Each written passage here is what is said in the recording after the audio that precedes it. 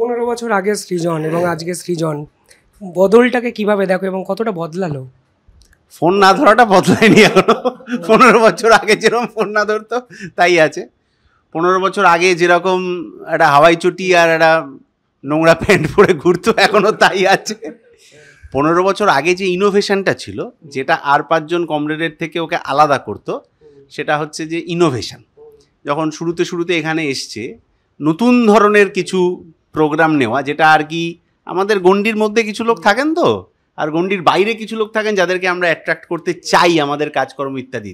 ওই গণ্ডির বাইরের লোককে অ্যাট্রাক্ট করার মতো যে ইনোভেশন, সেইটা ওকে আলাদা করতো, যেটা গত 15 বছর আগে ছিল, যেটা এখনও আছে। সময়ের সাথে সাথে পড়াশোনা ইত্যাদি বেড়েছে, তখনও কিন্তু এরকম মানে কাউকে খারাপ করার জন্য না, আর 5জন কমরেড যারা ওর সাথে এসেছিল রাজনীতি করতে গিয়ে, তার থেকে ও রাজনীতির পড়াশোনা, এবং শুধু পড়াশোনা না, পড়াশোনাটাকে মাঠে অ্যাপ্লাই করা, কাজের ক্ষেত্রে অ্যাপ্লাই করাটা, এইটা খুব, যেটা বাকিদের আমরা যারা ওকে দূর থেকে দেখতাম তাদের খুব চোখে লাগ।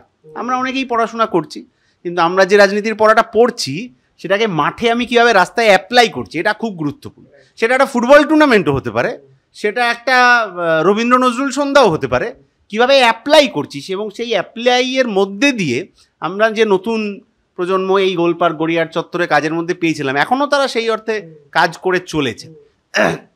ফলে এই ইনোভেশনটা যতদিন আছে, এই পড়াশোনাটাকে বাস্তবের মাটিতে অ্যাপ্লাই করার স্ট্র্যাটেজি যতদিন আছে, ততদিন সৃজন আর 5জনের থেকে আলাদা করে ওকে চোখে পড়বি।